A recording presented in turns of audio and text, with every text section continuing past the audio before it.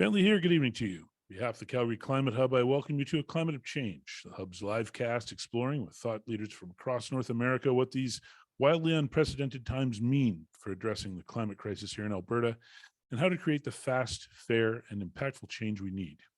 In the spirit of reconciliation, we acknowledge that we live, work, and play on the traditional territories of the Blackfoot Confederacy, Siksika, Kainai, Piikani, the Tsuut'ina, the Yaqtsi Nakota Nations, the Métis Nations of Region 3, and all people who make their homes in the Treaty 7 region of Southern Alberta.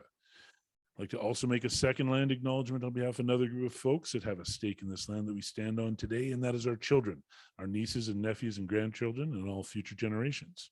I urge you to keep them in mind during this time as we face unprecedented change and start making decisions about what comes next. I want to thank our sponsors for making tonight's show happen. That's Skyfire Energy, Go Electric, and Solar Homes Incorporated. A little more, bit more about them later on. But for now, on to the show. So we've been saying it all year. 2022 is Calgary's most important year for climate action in this city ever. And it all comes to a head for the last week of November. Why? Well, a lot of things have happened on the climate front here over the last year or so, including polling that shows a strong majority of Calgarians think we should lead on the energy transition. There was the declaration of a climate emergency by City Council, a net zero by 2050 pledge, and the passage of a city climate strategy. Now, we've also stumbled with the creation of yet more sprawl in the form of a bunch of new communities on the far outskirts of town rather than completing what's already been started, which makes no sense from either an economic or a climate perspective. Just doesn't. So here we are. The city's November budget, more than anything they've done so far, will dictate this city council's climate work until the next city council takes over in just 4 years' time. Net zero launch most certainly included. Whether it's an actual launch or a failure to launch, that all goes down this month. As for the Calgary Climate Hub, we're leaving it on the field with a veritable suite of different ways you can make a difference during this time. I urge you to find the solution that matches your ambition and bandwidth and to share to your full network. Just think how many things have changed since 2019. In a climate emergency, 4 years is a lifetime.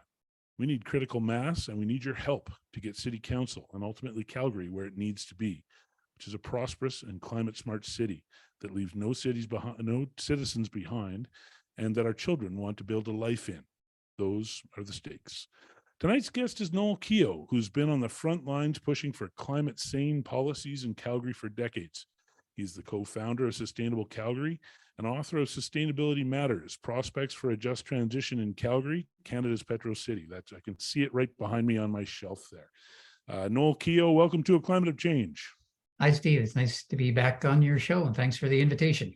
You betcha. Actually, I should tell you, I've had quite a few folks from the hub asking when I'm going to have Noel on. I'm like, well, I had him on this time and this time, and so, anyways, we've got you there, we've got you back, so that's great. And heading into the budget session, you're one of the key people that I think it's important for us to hear from at this time. Noel, so I know that you're doing some important work with smart folks like the Hub's Bob Morrison on making the business case for building in established areas as opposed to sprawl. And that's been a very hot topic in our city over the last few months. And we've put a lot of energy and attention as much as we could on that process heading into this budget season. But I know you've got a bit of a presentation, so why don't I just turn the show over to you for now, and you can show us a little bit about what you guys are up to. Yeah, okay. Thanks, Steve. So yeah, what I wanted to do is just kind of put all the cards on the table at the front end here. So I presented a compact presentation of most of the things that I wanted to touch on. And this is on behalf of a new organization called Calgarians for Sensible Growth, and myself and Bob Morrison and others that you mentioned are a part of. It's kind of a reemergence of a lot of the spirit of Civic Camp that some folks might remember from a few years back. But let me just share the screen here, and I'll take a few minutes to go through some of the main points that I wanted to raise, show a little bit of graphics to hopefully illustrate what we're talking about and what I want to talk about tonight. All right, so that's up and on the screen now, Bob, Steve? You bet. Okay, so essentially for the Citizens for Sensible Growth, our core message here, and I think one of the core messages that I hope people can take with them tonight and act upon, is the desire for no more sprawl and to make City Hall work for us all. And in that vein, I would say that right now we're in a situation where we have sprawling development that is socially, ecologically, and economically irrational development in our view. So what do we mean by suburban sprawl? I mean, basically how I would define sprawl is, we've heard all before, car dependent, segregated, that is, you segregate residential uses from commercial uses, from industrial uses, all those, that kind of segregation, and low density, and typically, although not always, on the edge of cities, and we have that in spades. And the message that we are trying to get out to people ahead of the budget, and hope to generate hundreds of advocates for this position over the next couple of weeks, is that by the city's own calculations, the business as usual, or the continuing to sprawl into these new suburban communities case, versus a more compact city, which has been called for ever since at least 2009 in the Municipal Development Plan, will cost Calgarians an extra $16 billion in capital costs over the next 60 years. These are city figures. It will also cost $389 million annually in operating costs eventually, if we go the route that we are on right now. If you break that down, these are rough averages, but I think it's in the ballpark. That's about $1,100 on the average household property tax bill every year.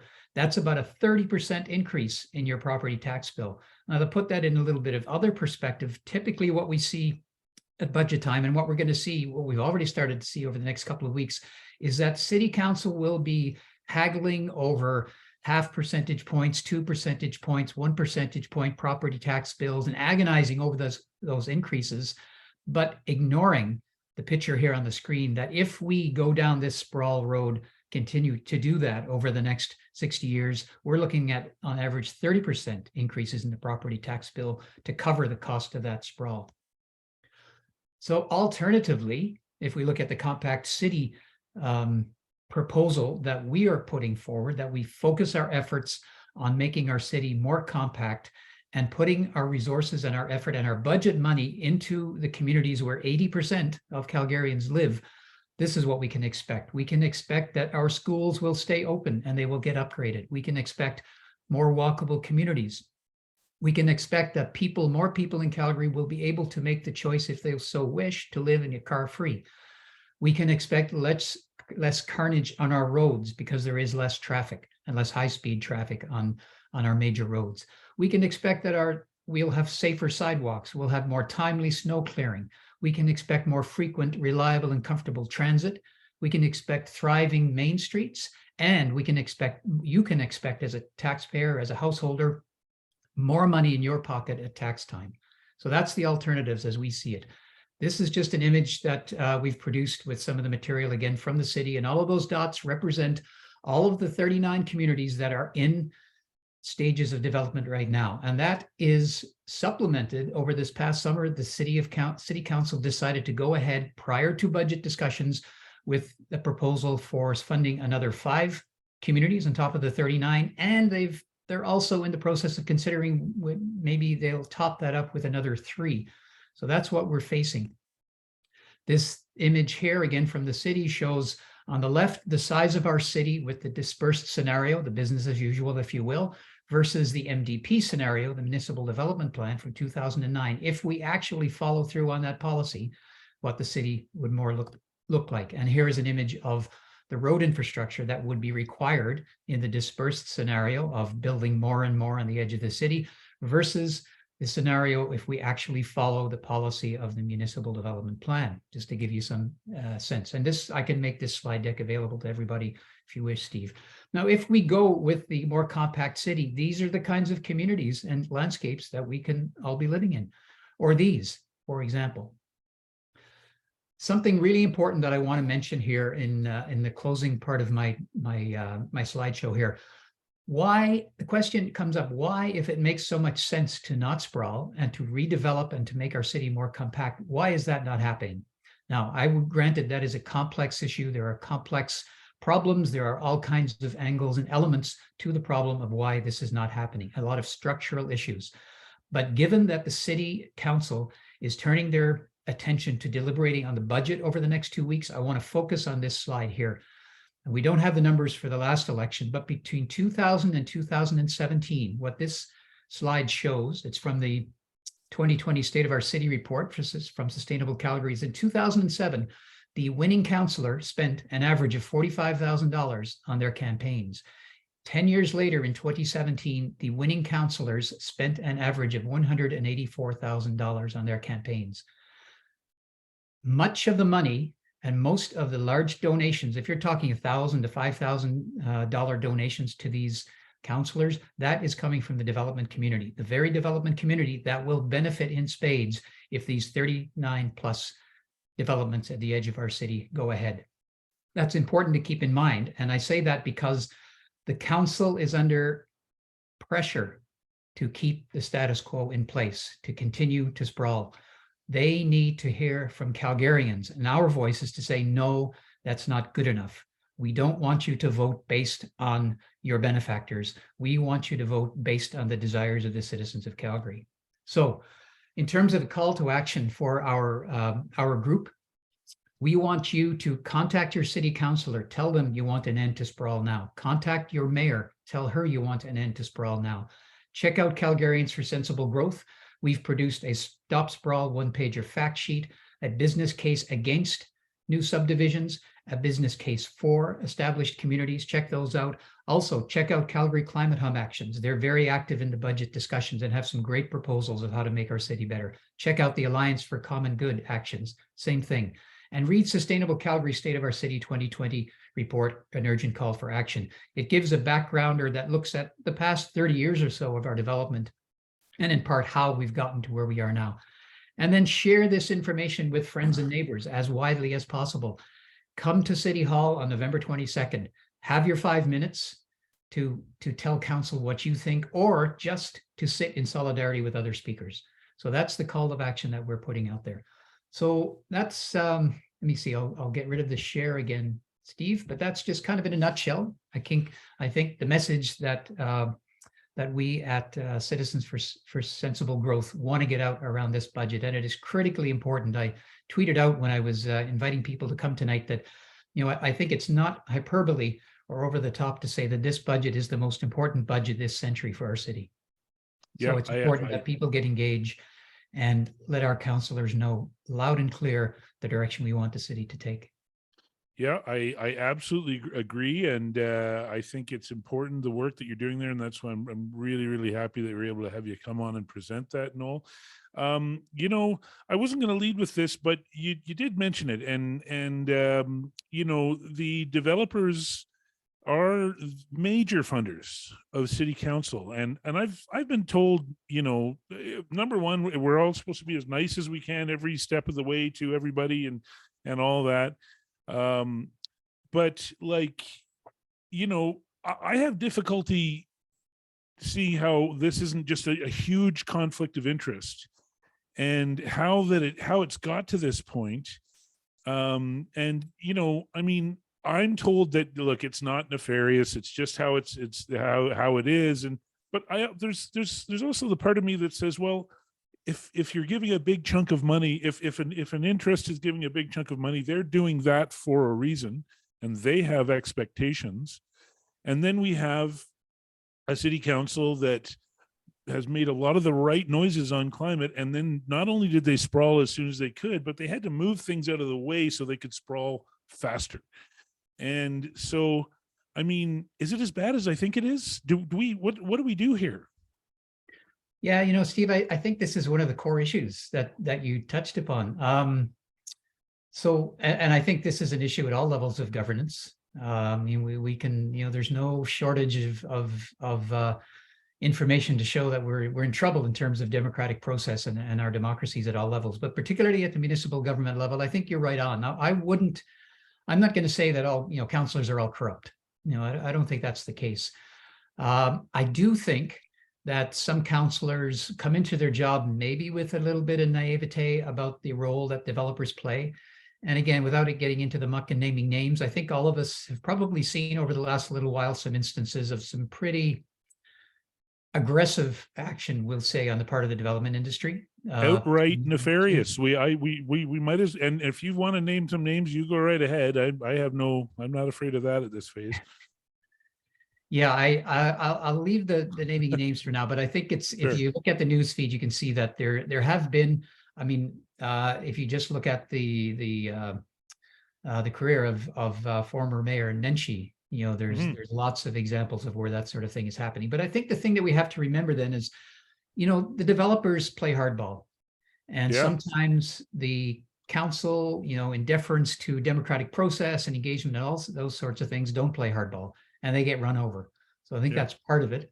I think another part of it is that, again, without any, structurally, there's not corruption, but structurally there's bias in the way that our democracy functions, and no more so than in the capacity or the situation where we have in terms of raising money for campaigning. That puts a huge pressure on anybody who's successful. I showed that slide earlier about fundraising money, and you can just imagine, again, not that people are corrupt, but if you accepted $5,000 for 12 months ago from a major developer, do you think that that's going to cause you some angst as you deliberate about the future of the developments for that developer? It's obvious it's going to cause, even for the most moral and ethical of individuals, that's going to be problematic, and it's going to weigh on you. And for those that are not so much, then it's going to make a decision easier. So I think that's just, we've got to get that out of the politics, number one. And secondly, for listeners tonight, we've got to realize that that's the situation that councillors are in. We have to make it loud and clear to them. We do not want them to see them making decisions based on who their donors were. And we want to make it loud and clear to them what the voice of Calgarians are, not the voice of developers. One other point I'd like to make that relates to this whole developer thing too, and it goes to, I think, one of the key stumbling blocks here is what we hear all the time is this mantra of market thinking, what the market wants. And the city of Calgary, the planners roll out all the time, well, the market won't support inner city development. It's too expensive. It's obvious that the market supports greenfield development or development at the edge of our city. Now, first of all, I think the information that Bob Morrison and the Calgarians for Sensible Growth are putting forward in their detailed work shows that that's actually not the case to begin with. But secondly, even if it were the case, the role of council, the role of our mayor, of our elected officials, is to generate and to pass public policy, not to satisfy the market. And what we have is a situation where our public policy is beholden to the market. In other words, councillors are kind of saying to themselves, well, what's the public policy that will benefit the market, assuming that that's going to benefit all Calgarians, rather than seeing the market as a tool and saying, we need public policy. How do we shape the market so it helps us achieve that public policy? And I think that's been lost. I mean, that is essentially, why did we have Imagine Calgary? Why do we have the Municipal Development Plan? Why do we have the Climate Action Strategy? These are public policies that in large part are necessary because of the failings of the market, essentially. That's what I would say. And when you put together, when this group is putting together the business case for established areas growth,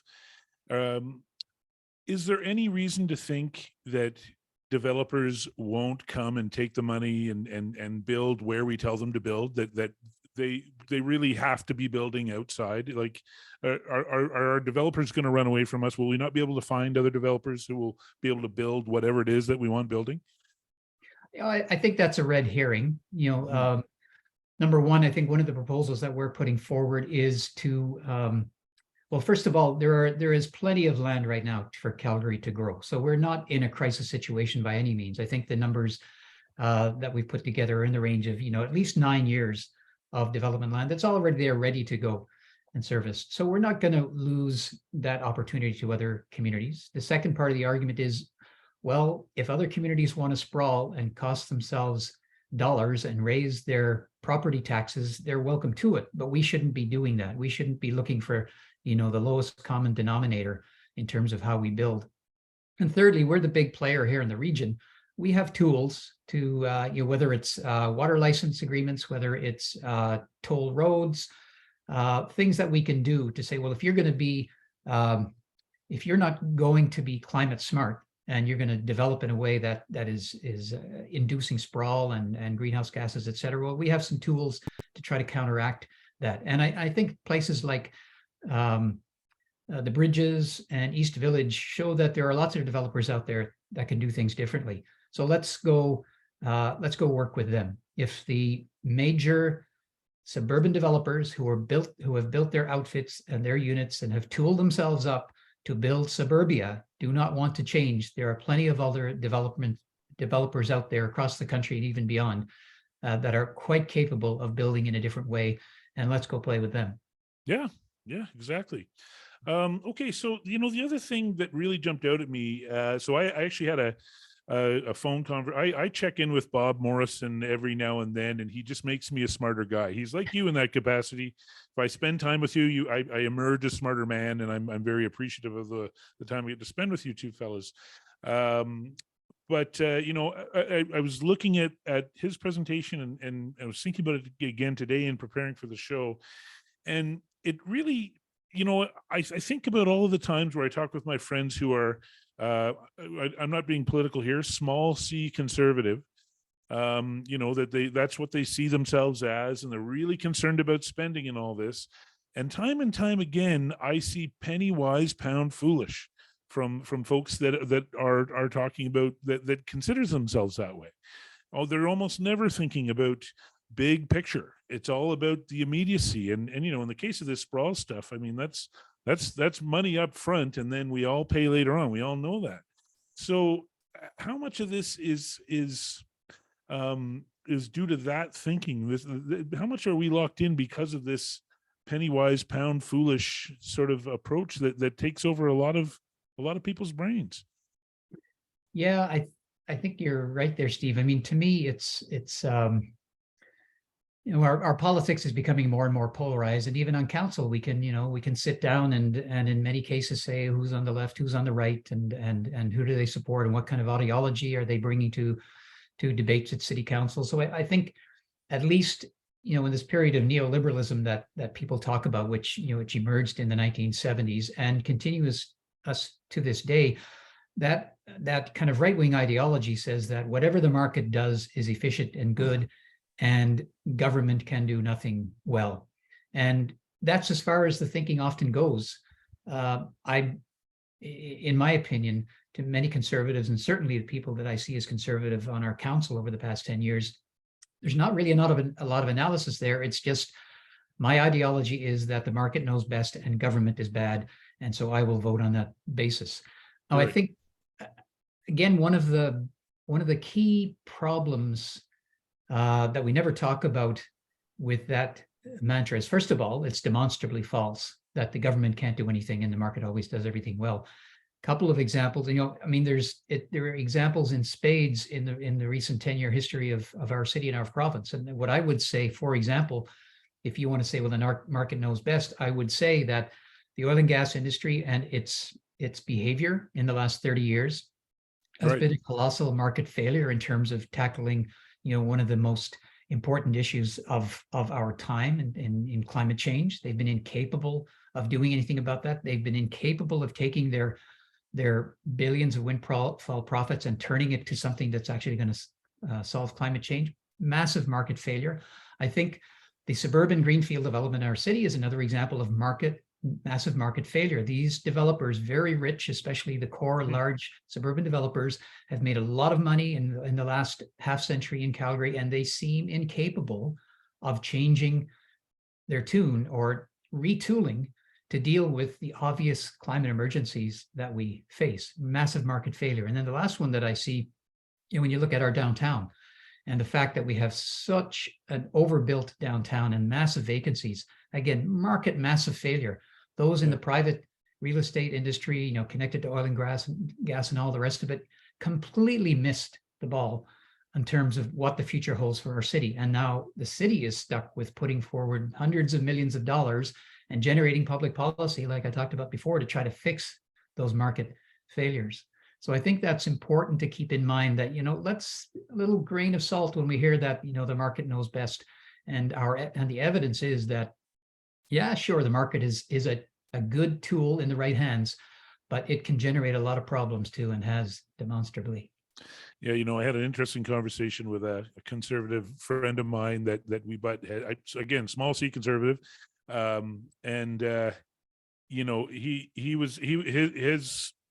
boilerplate line is just that there's really nothing that he would trust the government to handle that corporations couldn't handle better. And I was able to rhyme off a few, but ultimately I just said, if you're having the corporations run it, then you have a full board and full thing of shareholders that are going to have to make money and extract a whole bunch of profit off of this. And they're going to have to make more profit every year. That's how that works. If you don't get that, you don't get capitalism. And so how on earth could it be cheaper, right?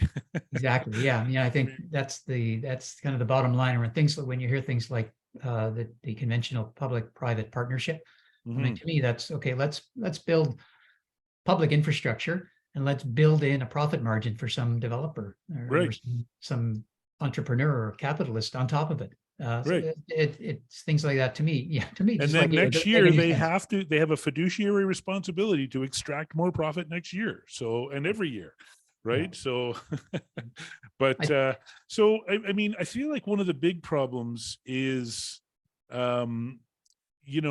it's easy to, poo-poo government. There's all sorts of things people can point at.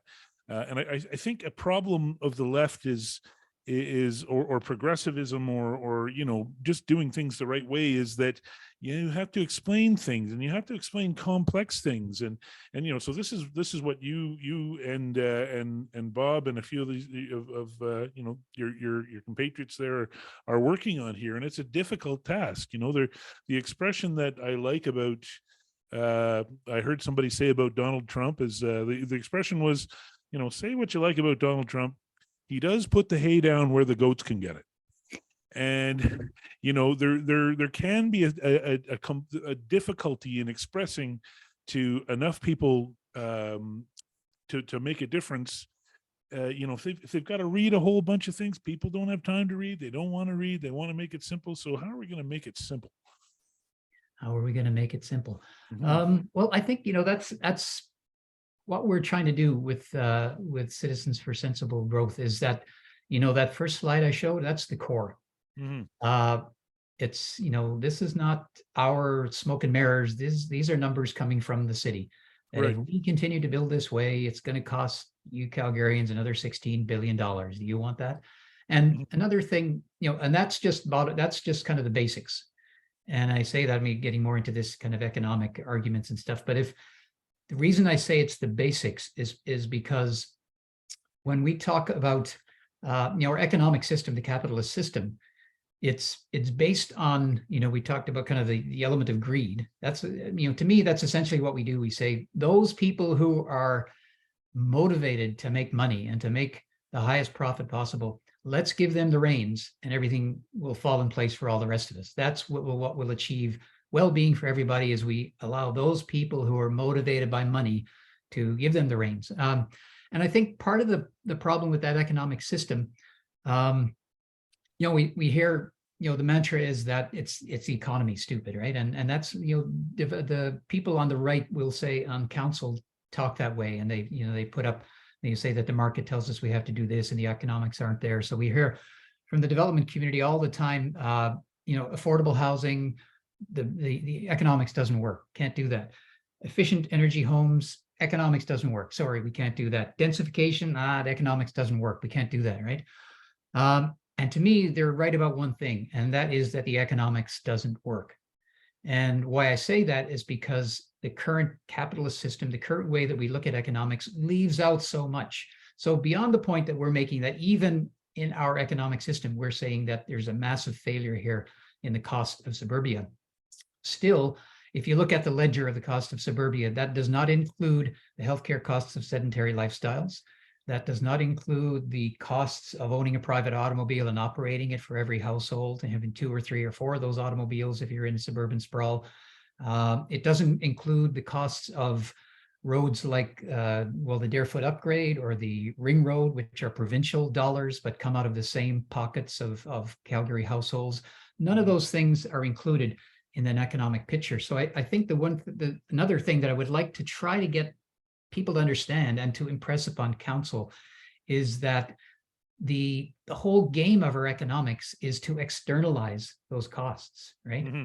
So the costs, the bottom line of a pro forma, or when a developer talks about it not being economic to do one thing or another, or it being economic to build into the suburbs, is because they've taken a whole lot of real costs, whether it's healthcare costs and the dollars associated with it, or the private pocket costs of being auto dependent, or the incalculable, really, climate costs of doing things the way we do. And they've just extracted those from the equation altogether.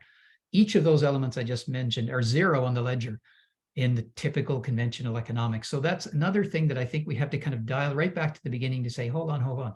This economic model you're using to make these decisions, it's completely flawed. Right. It is. And all of these things are extracted from it. And going back to that idea of public policy versus the market, that's exactly what public policy is meant to do. Why we have a climate strategy, why we have the municipal development plan, because the smart people have realized that all of these costs have been externalized, but they're real costs. We need public policy to fix it. Right. Yeah. Okay. So I have two sort of quick, I presume they're quick questions here. And then we'll move on to our panelists. But I really could have just talked to you the whole night here, because I do have a lot of questions for you generally. But my first question is, whatever, my sixth question here today is, with this budget coming through right now, and the sprawl efforts that has already been engaged with city council, like, is that it for new communities from the city council, or can they lift something up next summer or 2 summers, and now they're going to do 3 more or 5 more or 6 more communities? Like, is there a sense that that's it, or is it like, well, because I don't know enough about how city council works between this budget session and the next city council that comes in, like, is it, and then the second part of that is just, this city council was kind of hamstrung. I mean, that's a bit of an excuse, but kind of hamstrung because the previous city council had approved a bunch of these communities. And so I guess what I want to know is are we going to be able to notice and pick up on and hopefully stop the same thing happening to a future city council, that this city council hamstrings them into building more communities out in the middle of nowhere? Yeah, I think, I think council always has the prerogative to do that. And we've seen, you mentioned it was previous councilors, and some of it is hamstrung, they've approved, but don't forget that this new council, which came in with a lot of hope that things were going to be different, and immediately claimed a climate emergency, they are the ones who put forward these 5 communities in the summer without even saying, well, we should at least wait for budget deliberations to pass these. No, they passed them. And then on top of that, they said, well, hey, maybe we need another 2 or 3 thrown in there. So the trend continues, and there's no doubt in my mind, unless we're diligent, and unless we really put a stake in the ground for this budget to say, no, we're changing the ship of state. We're making a turn here, and seeing, I want to see massive changes in the way that we're spending money and moving away from sprawl, as we're calling for. 80% of people live in established communities. So we want to see 80% of that money that's going towards the growth of our city going to support for intensification of the established communities and upgrading established communities and all that sort of thing. So I guess the short answer, it can continue if we're not diligent. There's nothing to say that another 5 communities pops up next week, because I'm sure that these developers have not exhausted the land that they either purchased or have leverage on out there in the greenfields, and they don't seem to be interested in retooling their business to do anything different. All right, thank you for that. I'm just going to say a few words to the folks that help keep the electric powered lights on around here. So first of all, to Skyfire Energy, Western Canada's trusted solar provider since 2001. Think about that. 2001, they've been pushing solar panels right here in Alberta, and real solid leaders. They started with a vision to bring the magic of solar power to the world for a stronger, healthier, and more sustainable global community. I also want to mention Solar Homes Incorporated. They are your net zero home renovations experts, again, right here in Calgary, Alberta. Invest in your future, lower your emissions, renovate with return. You can check out their website and the website from all of both with our guests as well as our sponsors in the chat. And then I'll also mention Go Electric, the exclusive provider of used electric cars and plug-in hybrid vehicles for Calgary and beyond. It's worth mentioning there, you know, if you're waiting for, you feel like your next car is going to be an electric car, but you're waiting for the price to come down. Maybe the used electric car is the right fit for you. I can tell you, the chair of the Climate Hub board, one of the co-chairs went and checked out the electric cars at Go Electric, and they left with one, and she's very happy with it. So, you know, maybe that could be you. I'll just mention this is an exceptionally busy month for the hub. I started pulling together a list of all the things we were doing so I could present it here tonight, and I'm proud of our organization. We've identified the budget as critically important, and you've heard from our guest Noel Keogh how important this month is and this budget is. So I'm just going to do a quick run through of all the different ways that you can help us help this city get to where it's got to be on climate for this critical budget. So to begin with, you can read a short blog about the city budget at the Calgary Climate Hub website. You can find that on the webpage very easily. We've also got a letter writing email campaign that we've sent a lot of folks through, and our guest from Alberta Wilderness Association has also helped send a lot of folks through there. So that's a way where you can put an email right to your councillor telling them that you don't want exactly what you heard so far from Noel and me tonight.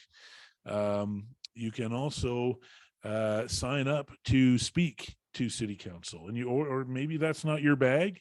You can put together a presentation, or you can send them a letter, and then they've got to take that in as part of their budget deliberations. You know, like it's a good time to put yourself on the you know, to stake your claim.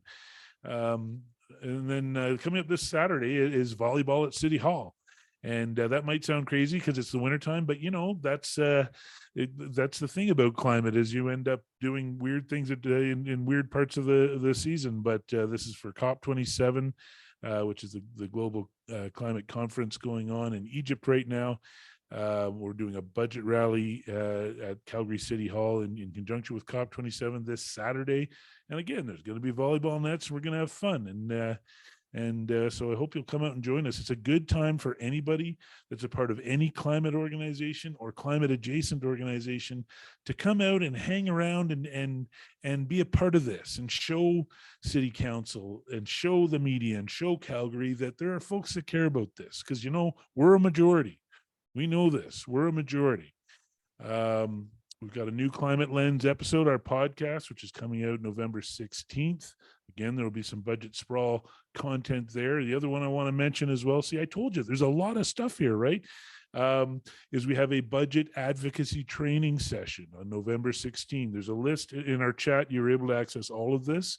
But that advocacy training session, just if you feel like you want to go on City Council, but you don't know where to start, come and check this out. You learn from some folks that have done that already. And you know, you may find if all you do is go and check that out, you emerge a smarter person. But maybe you feel like, okay, no, that's it. I'm going to go and speak on behalf of the next generation, or you know, whatever's driving you. And then throughout the week of the budget deliberations, we'll be doing at least one, but probably a few Twitter spaces. We've had some before. We've had Noel on before. I'll probably reach out and see if I can't pull him in again, but that's a place where the Twitterverse can talk about things as they're happening. So if you are on Twitter and you haven't abandoned it because of Elon Musk, then then that'll be something that's going on in that week. So, okay, that's I've done all the work that I have to do there to keep the lights on. So I'll mention that we're bringing on two other guests here to form a bit of a panel here. So joining our panel tonight, first up is conservation specialist Philip Meintzer of the Alberta Wilderness Association, and they've been strong partners in the Hub's anti-sprawl Save Ricardo Ranch efforts. Hi there, Philip. How are you? Hey, Steve. Good evening. Thanks for inviting me out. You betcha. You betcha. And then the second person we're bringing on tonight is Calgary Climate Hub's Executive Director, Angela McIntyre. She's able to talk a little bit about the Hub's Budget 2022 work and how you can be a part of it. Thanks for coming on, Angela. Thanks for having me. I'm really excited.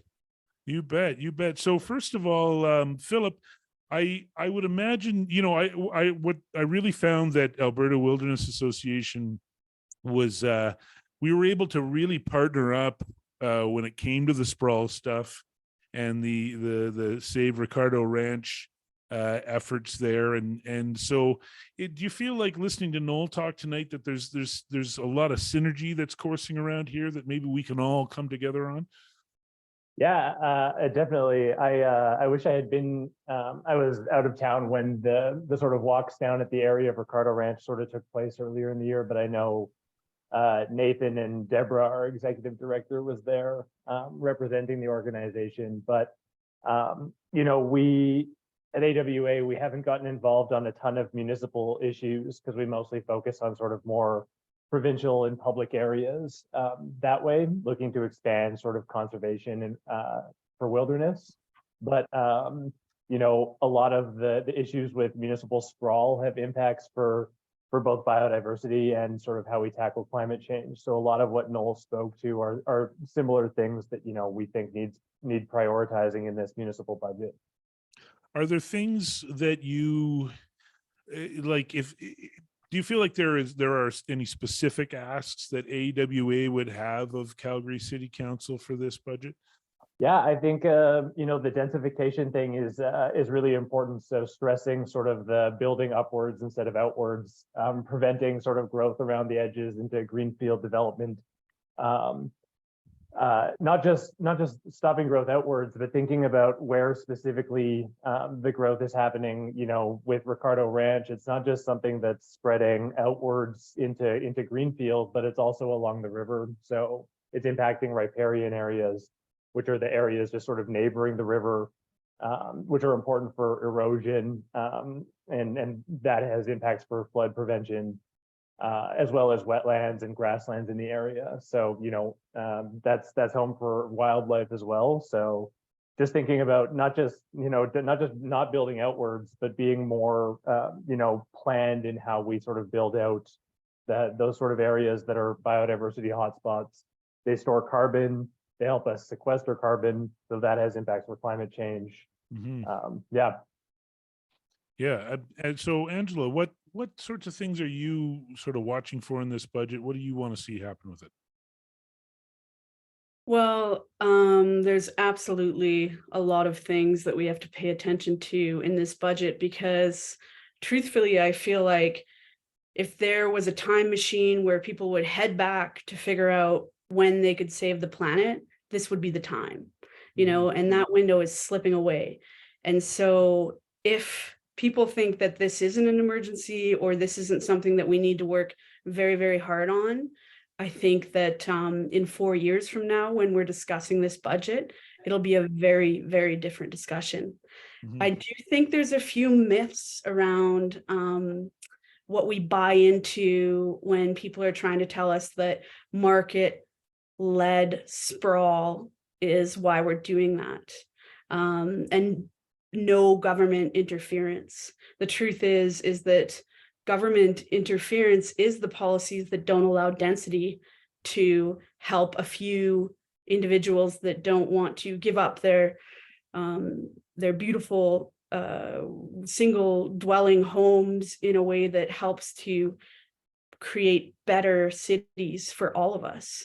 Mm-hmm. And so I think that can be looked upon as government interference because they allow the sprawl and they don't allow the density building. And for some reason, we get it turned around in the way that they keep telling us, oh, the market's leading us there. And that's not true. People want to be closer within communities. It's something we really, really learned about during the pandemic. I worked with a lot of seniors. I've worked with a lot of people that live alone, and they're lonely when it comes to these times. We need to build these communities in a way that is sustainable, that help people want to move to Calgary. It helps keep our youth here because they believe that we have the kind of city that they want to live in. We have to build the infrastructure around our cycle networks. We have to protect our rivers to make sure that water matters and that our natural resources that we are clinging to are protected and nurtured. And we need the city council right now to say that it matters with their votes on this budget.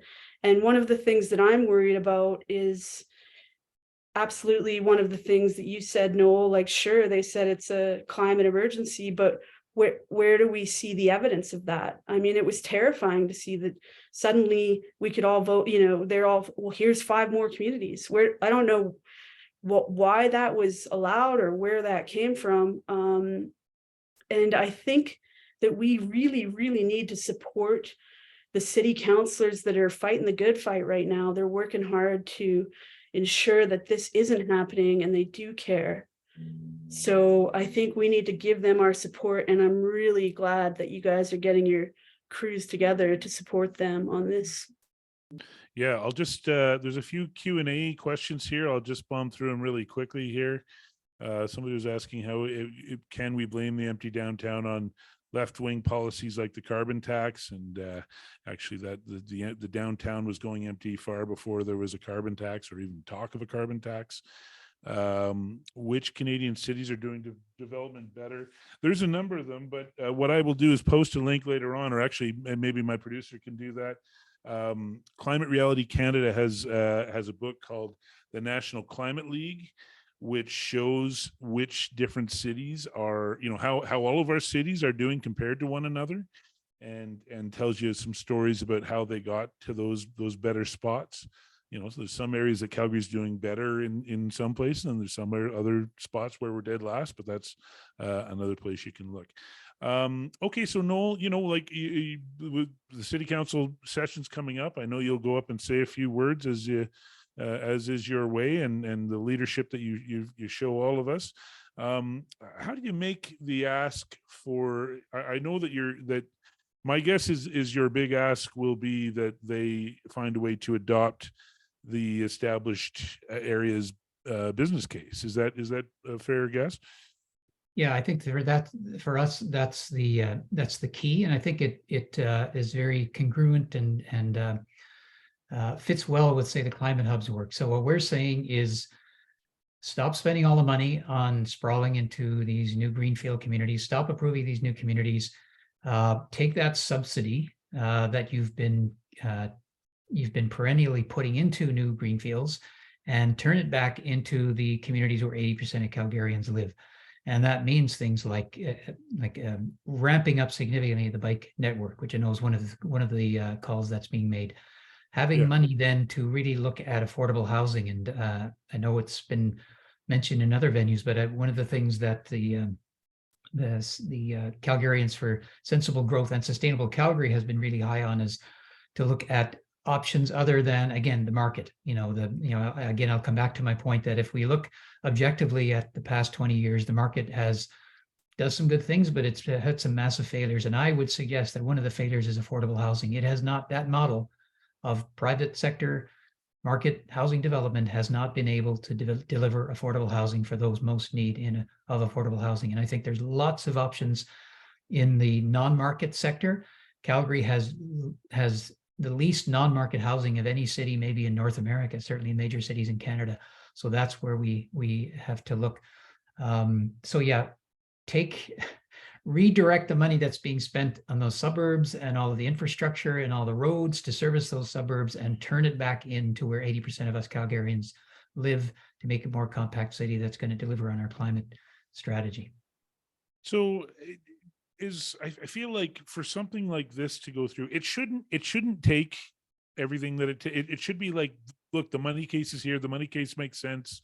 Why is there a problem here? But you know, to get through that the business case for established areas, I really feel like, and to make sure that the pressure is on climate, we need to start building critical mass in this city and amongst ourselves and amongst organizations. And so, Philip, do you feel like, you know, it might tonight be a way of us all talking to one another, and you know, maybe you go back to your board with this established areas report from Noel, and we go back to the hub board, and you know, there's a way that we can get all of our members on the same page, and you know, the other critical thing is getting the rest of people, the people that don't come out to Zoom meetings on climate, and you know, folks, we should be able to make that case to those small C conservatives that, hey, listen, you like money, right? This saves money, you know? And so, I mean, Philip, do you feel like there's an opportunity for our organizations to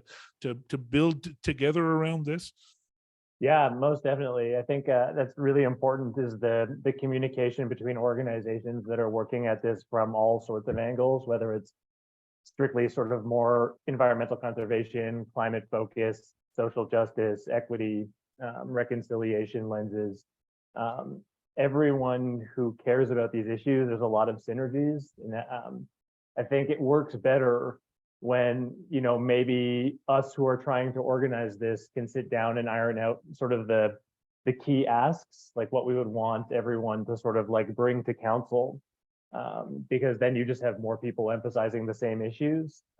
Yeah, I think this is definitely sort of feels like a kicking off point for that type of initiative.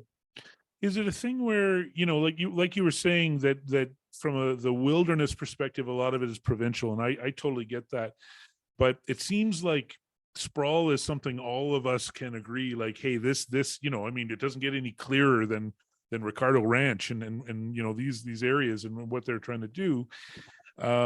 Is this a thing that you know, this could be something that you could rally your base on, and they might come out for? Do you feel like within your organization there's a good grasp that, hey, this sprawl thing is what one of the things that really hurts us? Yeah, I think part of it is always finding the right message that kind of tugs on the interests of our base or our members. So, you know, sprawl has so many impacts, from even just the use of more concrete, and concrete's like, you know, some stats say that, you know, the concrete industry is like 8 to 10% of global emissions. So that just factors into the climate, the whole climate perspective, as well as just, you know, greenfield development destroying wilderness. You know, there's other issues such as, you know, the electric vehicle transition is an important piece, but it can't be the way we sort of address mass movement of people through cities. Like, Right. Public transportation needs to be emphasized, because, you know, the government of Alberta right now is working on building regulations to allow for the mining of metals and minerals such as lithium here in Alberta. So, you know, if we just try to swap all gas-powered cars for electric vehicles, that's just another big footprint of mining that's happening here in Alberta. We've already dealt with that with coal, oil, and gas. So we need to think more about the public transportation issue and how that, you know, impacts on the sort of provincial landscape wilderness issues as well. Yeah, can I jump in there for a second, Steve? Because I think to follow up on what Philip said, I think you know, the work that Sustainable Calgary has been doing for a number of years, really what we have to do ultimately is join up these ideas like climate change and urban development and biodiversity loss in particular, right? I mean, climate change is obviously front and center to the work that you're doing and the Climate Hub is doing, but arguably as critical an issue globally is biodiversity loss, and they're related, right? The kind of profligate, wasteful city that we're building here has implications around the globe for the not only the loss of greenfield or natural areas at the edge of our city, but for the loss of natural areas around the world. And I think that's the kind of things that we kind of really have to get our head around. And again, go back to this, what are the externalities of this kind of very flawed economic system that we live under that treat all of this loss of biodiversity around the planet as a big zero on the ledger, right? Mm-hmm. And I think that we have to move beyond the asks. What are the asks? It's not what are the asks, it's what we support as a large critical mass. So we aren't asking, we're telling. So as you were saying, Noel, they want to play hardball. We want to play hardball too. Gone are the days where this isn't urgent. So we're not asking, we're saying everyone backs this. And that's why we're hoping that we can get together in a way that creates a framework and an infrastructure that speaks to power. So I really, really appreciate this. What I'll ask the full panel here. What's do you think, and maybe you don't have an answer and that's fine, but what's the prime thing that we should be watching for this budget session? Well, I mean, I think again with the Calgarians for Sensible Growth, the big thing is look at those budget items. I haven't taken a close look at the budget yet, but where is money being spent in those greenfields? Where is money being spent on proliferation of road infrastructure? And demand that changes, that we take that money and put it into different pots. We put it into rebuilding and intensifying our established communities, putting it into transit and into bicycle and pedestrian infrastructure. So that, to me, that's what is going to make the difference. And I think it speaks to Angela's point. It's not about asking about a little bit here and a little bit there, or if you can find the money, because that's typically what I think council, given the status quo of how we develop the city, it's kind of like, well, the transportation engineers are loath to give up all their money for roads because that's what they do and that's what they knew and that's what they like to do is move cars faster around. So Right. They'll, the default is, well, if we can get some money out of the feds, maybe we'll build some bicycle lanes. But it's got to be, take that road money, reappropriate it to bicycle lanes and transit. Take that money that's putting all the sewer pipes and the water pipes in the suburbs. Do not spend it there, spend it on the inner city. So that's what I'm looking for, is a significant and transformational change in those numbers so that it is consistent with things like the municipal development plan and Imagine Calgary, who've been crying out for that budget change for 10 years now, at least. Mm-hmm. An eye on for budget week. Yeah, I think when I was looking through sort of the notes in prep for this call, I think, whatever sort of sector money is being spent in, whether it's on housing, on energy transition, on density, on public transportation, I think this touches a bit on what both Noel and Angela both said, but just, I think looking at it from an equity perspective or an equity lens, looking at whether the money being spent is benefiting as many Calgarians as possible, or whether it's sort of just benefiting the pockets of a few. Yeah. Yep, that's fair. I'll do quick Q&A in here. Are there examples of cities that make developers pay for rail, subway, BRT extensions into their new developments? I don't know about that.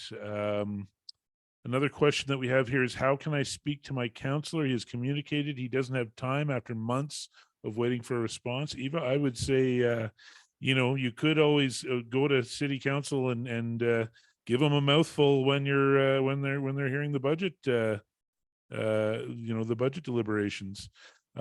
Check out the links in our chat, and I would say connect with the Climate Hub and let them know the difficulties you're having, and let's see what other things we can do here. Steve, I would add, yeah, go ahead. that, for that individual, okay, if you can't get the counselor to meet with you, find another person in your ward and go the two of you. And if you won't meet with the two of you, find a third one. If you won't meet with the third one, find a fourth one till you get 20 people who want to come and talk to him. And I think at some point the numbers will make sense to that counselor and you'll get in the door. So get organized. Right. That, when in doubt, organize. Another idea being presented to US is the Justice 40, where 40% of the money goes to marginalized community, a model we could look at. And then, oh yeah, and a friend of mine, Laura, is working on a project at Lester Pearson High School about getting more trees there. Please reach out, Angela, she says, and I will connect you. My final question, I went over here, over my own self-imposed time limit here, but I feel like it's a rich conversation, and I'm using my executive authority here to do so. So my final question is, the budget comes, the budget goes. Really, it's the big what next? What do we do? What do we do going forward? What are we doing January once this budget goes through? Just to lay down, a few thoughts of my own, I feel like, we are going to have to figure out how we're going to monitor targets getting met and timelines getting met. We as an organization, I don't think we can just leave that up to the city. I think that's one of the things we're going to have to do. And then the other thing is, I believe the budget on an annual basis gets updated and upgraded, and there's opportunities to make some change. So that's something else that we as organizations will have to do is pay attention to when those times are coming up and figure out what it is we want in there and maybe what we want out of there at the same time. But is there anything else that that like for this year, I felt like it was pretty easy to figure out some of the things that the hub had to do because of this budget session. But moving forward, what are your thoughts about what we're keeping an eye on next year to make sure this transition goes along? I'll ask. It's a tough question for me to put on your shoulders, Angela, but I'll see what you have to say first. Sure, I think that we'll cry a little bit after we see what they actually vote for. And then I think we'll take the wins, because there's going to be some wins too. And we're going to keep moving forward, building community and making sure people know that they're not in this fight alone, that we care about the earth. We want to make a great planet for ourselves and for our children. Often we say, think of the children, but what about me? I think we all need to have that in place.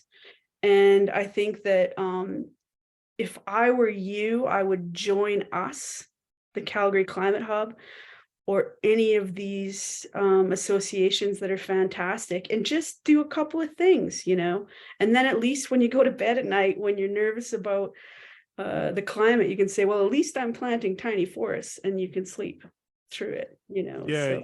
I was starting to come around to the idea of like, we have our big asks, and then there's little asks, and I often think about, like a single mother with 3 kids. Like, my ask of you can't be big. I have to be very mindful of if you're just barely keeping your neck above water, like, I'm not giving you something heavy you got to do. If anything, we should be working for to make the world better for you. But maybe you do, the concern level is enough that you have enough time that you could write 1 email a month. Well, that helps. We'll take it. And so that's if you do go back and look at all of the different things the hub has on its list of ways you can influence this month, there are things in there for all different levels of engagement and personal bandwidth. So go and check it out, and yeah, see where it fits for you. You'll feel better. But if climate bugs you, as soon as you start working on it, you'll feel better. What about you, Philip? What are your thoughts on what next? What to do after the budget? Yeah, I think it's important, Angela stressed this, that regardless of the result, just to keep the momentum going, it's important to avoid apathy as much as possible. I think it's easy to slip into that sort of frame of mind. The work isn't always easy. The wins are few and far between, but to keep fighting, I think continuing to organize is going to be important. You mentioned about this sort of maybe kicking off an initiative where all of us are, talking about these issues together. I think there's no reason that they would stop after the budget comes out. I think it's going to take a collective effort to monitor and hold people accountable. So, it'll take all of us working together to keep people aware and sort of fight that apathy among the general public. Critical mass. And what about you, Noel? What do we do when the budget comes and goes? Well, I think no matter what happens, I hope that we're going to make some inroads. I think that we will, but no matter where we end up at the end of the budget deliberation, we're going to be a small ways along the road. So after the budget, I think it's double down, get more organized, meet more people, bring more people into the tent, and keep going, analyze how far we've gotten, how far more we have to go, and what are our next strategies. And that means, building the numbers like Angela referred to. Angela also talked about having a cry for a while. And I think on that score, I would say there's a lot of people like myself. I won't name any others, but myself and others, I'm sure that will, at the end of the day, at the end of November, will feel exhausted. We'll maybe need a little bit of a rest. So I'd put it out there to say, if anybody else who's thinking about getting involved or is listening tonight, or somebody who might be interested, get them involved, because all of the warriors who have been doing this for the last couple of years on this budget are going to need a break. They're going to need some support. And so we need to get more people involved, and anybody who's listening out there, that's you. And I would say, in terms of just showing up at City Hall, I know Stefano had the question about where can I meet more cool people like Steve, Noel, Philip, and Angela. So to Stefano and to any others, come to City Hall on the 22nd, get online and get your slot to speak, come and speak. I think one of the big things that I've seen over the years of speaking is that sometimes council kind of gets blasé about the old guys like myself who show up all the time and have something to say, and they maybe go to sleep sometimes because they've heard it all. But what I've seen every time I go to council for something like this is that somebody or more than one person shows up. The first time they're maybe nervous, but I think after their 5 minutes, wow, they really nailed it. And that's just great to see those people. So if you're thinking about coming out, get over the nervous butterflies. Your voice, your new voice, can make a huge difference. So hopefully we'll see you there. And then as well, I think if you're interested in climate, there's no better place than the Climate Hub. I'm sure the Alliance would like to see new volunteers, Sustainable Calgary. But if your thing is Climate Hub Calgary can't be beat. Thank you so much. I'm very grateful that we were able to pull together this panel of folks from different organizations, and hopefully this can turn into something, and we can pull in all the groups that are of the same mind on all this stuff. But thanks so much for coming up, Philip Meinzer from Alberta Wilderness Association. First time I've met you, but your organization does great work. I've chatted with Nathan Schmidt on my podcast before, but anyways, good to see your face and to hear from you. Thanks for coming out. Thanks, Noel, for all the work you do from Sustainable Calgary, but really just for this city. You've really led the charge for a long time, and we're only just now starting to catch up and help you lead that charge, I think. So thank you so much for what you do. And Angela McIntyre, Executive Director for the Calgary Climate Hub. What can I tell you? She's really come in and taken on an important role with a lot of us looking for leadership, and she has supplied it in spades. So thanks for coming on the show, and thanks for coming to the hub and doing the work that you do. The final thanks that I want to put out there is, of course, to the hub board and the hub members, and of course the volunteers that help make this show happen. And I should mention that tonight is the last show that I have Vivian Elzinga, she hasn't been with us from the very beginning, but she's been with us for a long time and really helped get this show out there month in, month out. And she's having a baby, and she's taking the time off, and we're really, really, really grateful for the time you put in with us, and my best to you and your family. And I wish you the best, and thanks for everything that you've done for us. And of course, welcome Riley, our new producer. Thanks for coming on and joining us, and we'll just keep this project rolling. Okay, that's all for now. Thanks. The very final thanks is to you, the viewers, for coming in and watching tonight and asking questions, and hopefully coming up with seeing something that you want to be a part of and start influencing that city council yourself. Join us. It's fun. The water's fine. And come out this Saturday for noon for volleyball at City Hall. I'm going to be there. How are you going to miss that? Come and check it out. But thanks. Have a good night. Let's get to work. Good night. Thanks, Steve.